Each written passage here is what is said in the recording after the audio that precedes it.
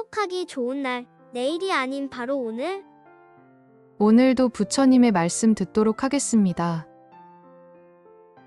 사람은 누구나 다 외부 환경에 영향을 받는 존재입니다. 법당에 가서 절을 할 때를 예로 들어보겠습니다. 그냥 집에서 법당이라고 생각하고 절할 때의 마음과 실제로 법당에 가서 절할 때의 마음을 비교해보면 후자가 자기도 모르게 마음이 더 경건해집니다. 경계에 구애받지 말고 한결같은 마음을 갖자는 것이 우리의 목표이지만 현실은 우리 모두가 환경의 영향을 받게 되는 존재라는 겁니다. 견물생심이라는 말도 있잖아요. 안 보이면 괜찮은데 보이면 욕심을 내게 됩니다. 안 들리면 괜찮은데 욕하는 소리가 들리면 화가 납니다. 냄새를 못 맡았으면 괜찮은데 맡으면 먹고 싶습니다. 먹어보고 맛있으면 더 먹고 싶고 피부에 부드러운 옷을 더 좋아하고 좋은 기억을 하면 얼굴에 웃음기가 돌고 나쁜 생각을 하면 얼굴이 경직됩니다. 이렇듯 우리는 외부 영향을 받습니다. 그래서 거짓말하는 사람과 같이 있으면 따라서 거짓말을 하게 되고 욕하는 사람과 같이 있으면 욕을 배우게 되고 불안한 사람과 같이 있으면 같이 불안해지게 됩니다. 이게 우리 존재라는 거예요. 그래서 아이들을 키울 때도 아이들에게 불안한 환경을 만들지 마라. 아이들에게 욕을 하지 마라 하고 얘기하는 거예요. 욕을 하게 되면 아이가 욕을 배우게 되고 환경이 어수선하면 아이의 심리가 불안해지기 때문입니다. 예를 들어 산길이 있는데 이 길로 쭉 가면 낭떠러지가 있습니다. 아이는 그것을 모릅니다. 그래서 계속 가다가 낭떠러지에서 떨어집니다. 이 길로 쭉 가면 낭떠러지로 떨어진다는 걸 알게 되면 방향을 바꾸게 됩니다. 모르면 독약이 든 음식을 먹고 죽게 되는데 알면 아무리 모양이 좋고 냄새가 좋아도 안 먹을 수 있습니다. 그것처럼 내가 눈에 보이는 것에 너무 끌려다니고 들리는 소리에 너무 끌려다니고 냄새에 너무 끌려다니고 맛에 너무 끌려다니고 피부 감각에 너무 끌려다니고 생각에 너무 끌려다닌다는 사실을 알게 되면 어떻게 될까요?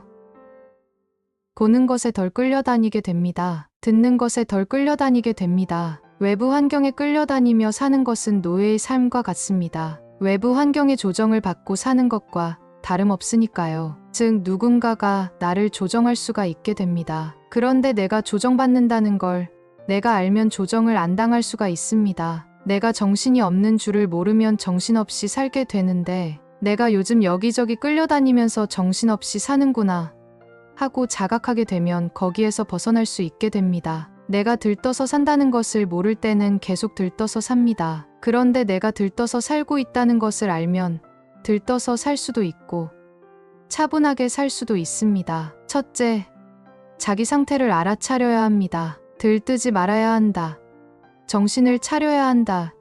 이렇게 결심할 게 아니라 지금 정신이 없으면 정신이 없는 줄 알아차리는 겁니다. 들떠 있으면 들떠 있는 줄 알고 화가 나 있으면 화가 나 있는 줄 알고 이렇게 자기 상태를 먼저 알아차려야 해요. 둘째, 계속 그렇게 살 것인가 하는 문제입니다. 낭떠러지를 향해 가고 있다는 것을 알아차렸다면 계속 가서 떨어져 죽을 것인지 멈출 것인지 내가 결정해야 합니다. 안 죽으려면 멈춰야 합니다. 들떠서 사는 게 좋으면 그렇게 살면 됩니다. 그런데 이렇게 사는 게 나한테도 안 좋고 아이 키우는 엄마로서 아이에게도 나쁜 영향을 준다는 것을 알아차린다면 멈출 수 있습니다. 어떻게 해야 하냐고 물을 필요가 없습니다. 어떻게 해야 하냐고 묻는 것은 그냥 지금처럼 살고 싶다는 얘기입니다. 내가 들뜨는데 어떻게 해야 합니까?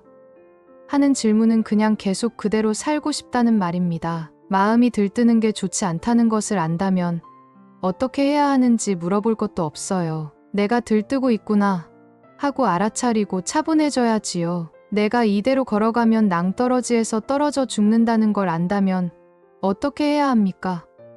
이렇게 물을 필요가 없습니다. 죽기 싫으면 멈추면 되고 죽고 싶으면 가서 떨어져 죽으면 됩니다. 어떻게 해야 합니까?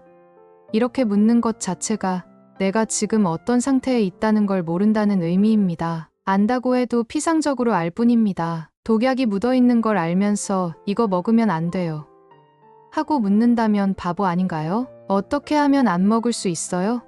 하고 묻는 것도 바보 같은 질문입니다. 그냥 안 먹으면 됩니다. 먹으면 죽는다는 것을 확실하게 알면 아무도 그렇게 묻지 않습니다. 아는 즉시 먹지 않습니다. 좀 먹으면 안 될까요? 안 먹는 방법이 있어요.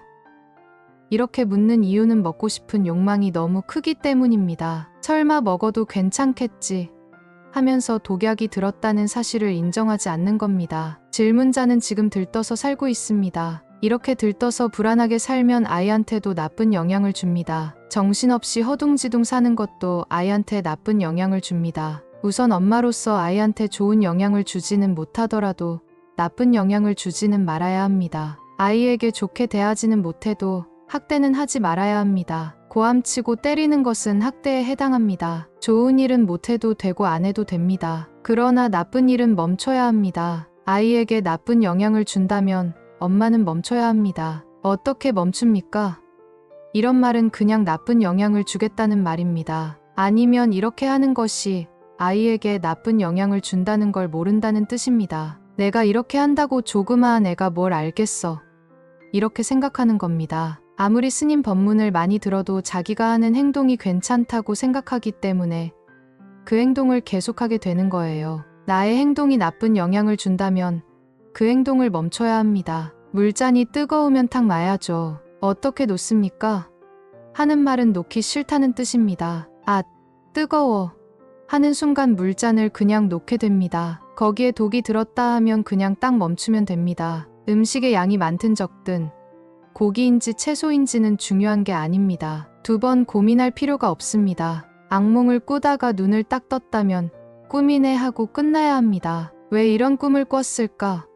하고 있는 것은 아직 꿈속을 헤매고 있는 거예요. 꿈에서 깨어났으면 끝입니다. 헛거네 하고 끝내야 합니다. 허둥대고 사는 게 괜찮다면 계속 그렇게 살면 됩니다. 허둥대고 사는 건 나에게도 안 좋고 아이에게도 안 좋다면 허둥대고 살면 안 됩니다. 그럴 때 어떻게 해요? 이런 질문은 의미가 없습니다. 어떻게 하면 독약 든 음식을 안 먹을 수 있습니까? 라는 질문과 같습니다. 독이 들었다 하고 멈추면 됩니다. 먼저 자기 점검을 해야 합니다. 이렇게 사는 게 좋으면 그냥 이대로 살면 됩니다. 결과가 안 좋을 것이라고 예상이 되면 멈춰야 합니다. 나도 모르게 행했다면 후회도 하지 말고 다음에는 안 하면 됩니다. 모르고 했다면 어쩔 수 없습니다. 이미 해버린 걸 어떡하겠어요? 다음에는 안 하면 됩니다. 그렇게 하다 보면 하는 횟수가 줄어들든지 멈추든지 길이 생깁니다. 중요한 것은 각오하고 결심하는 것이 아니라 내 상태를 정확하게 아는 것입니다. 내가 내 상태를 정확하게 아는 자각이 필요합니다. 자각이 되면 당연히 나한테 나쁜 행위를 하지 않게 됩니다. 나쁜 행동은 멈춰야 한다는 관점을 가지면 좋겠습니다. 여러분도 너무 망설이거나 두려워하지 말고 좀 더 적극적으로 살아보면 좋겠습니다.